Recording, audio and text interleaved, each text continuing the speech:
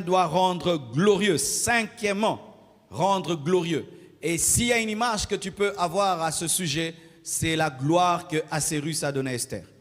Esther était une fille de basse classe. Elle habitait chez une sentinelle. Mais lorsque Assérus a épousé Esther, il a élevé à sa dimension et elle est devenue une reine. L'amour élève.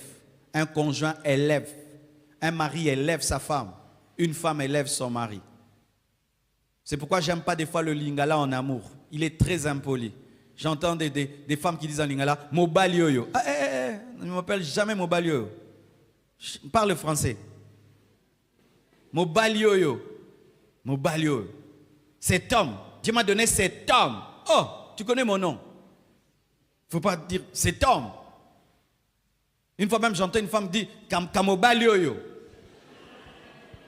Même si ton mari est mince, c'est qu'il mobali yoyo. Traite toujours ta femme comme une reine, ton mari comme un roi. Ne diminue jamais ton mari, ne diminue jamais ta femme. Et surtout pas publiquement. Afin de la faire paraître devant lui, devant les anges, glorieuse. Mais il y a des hommes qui ridiculisent leurs femmes et qui aiment bien les ridiculiser dans les fêtes. C'est de la lâcheté. Quand vous êtes vous deux, tu n'oses pas. Tu attends qu'il y ait beaucoup d'invités à la maison. Qui est ta famille, là tu commences à la diminuer. La diminuer parce qu'elle est en position de faiblesse. Elle ne va pas se manifester. Dans tout homme, il y a un roi. Dans toute femme, il y a une reine. Dans tout homme, il y a un fou. Et dans toute femme, il y a une folle. Si tu diminues ta femme, tu vas réveiller la folle qui est en elle. Si tu diminues ton mari, tu vas réveiller le fou qui est en lui. Mais si tu traites ton mari comme un roi, il va t'élever comme une reine. Et si tu traites ta femme comme une reine, elle va te traiter comme un roi. Parle toujours avec respect. Mon épouse n'avait pas encore d'enfant. Je l'appelais Maman Blanche. Moi-même, quand je disais Maman Blanche, et toute l'église a commencé à l'appeler Maman Blanche. Tous ceux qui appellent Blanche, Blanche, ce sont souvent les nouveaux venus. Vrai ou faux? Tous les anciens venus l'appellent Maman Blanche. Mais je sais que beaucoup sont plus âgés qu'elle. Mais le respect que je lui ai donné vous a poussé à la respecter. On respectera ta femme selon le respect que tu lui donnes. Ne pense pas qu'en diminuant ta femme, les gens vont le respecter. Nous ferons comme toi en français. Alléluia.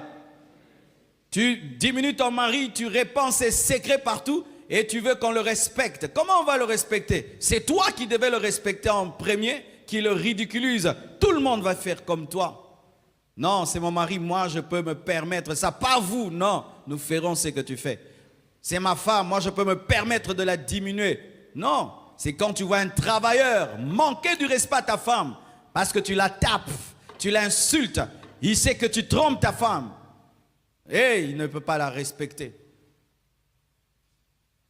Des enfants qui ne respectent pas leur père parce qu'ils voient comment leur mère casse ses décisions. Le père punit les enfants. La maman enlève la suspension. Et les enfants savent que papa avait dit, mais maman a enlevé. Et tu vois, le père parle, les enfants résistent parce que maman résiste.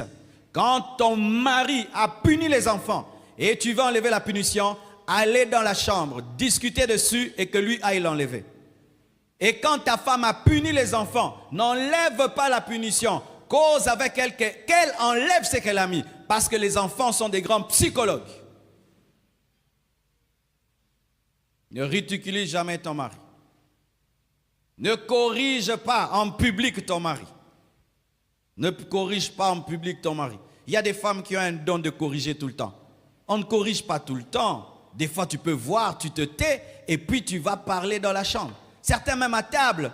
Ton mari, il dit un truc. Ah, mais vous savez, Nicolas Sarkozy avait dit ça. Non, chérie, ce n'était pas Nicolas Sarkozy. C'était Hollande. Ok. Vous savez, les bananes, tu sais, ça donne des mots devant. Non, ce ne sont pas les bananes, ce sont les macaronis. Maman, Nini Boy. Tu ne peux pas la fermer? Oh, tu es professeur. Et les maris aussi. Ta femme reçoit les invités. Elle prépare quelque chose qui n'est pas parfait.